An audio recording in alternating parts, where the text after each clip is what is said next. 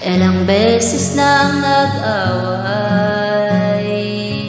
hanggang sa magkasakitan na di alam pinagmulan. Pati maliliit na bagay na napag-uusapan bigla na lang pinag-aawayan. Ngunit kahit na ganito,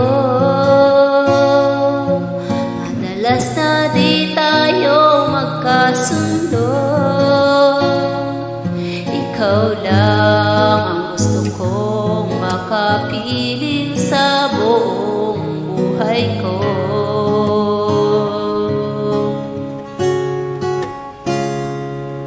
Kahit na binabato ako ng kung ano-ano, ikaw pa rin ang gusto ko. Kahit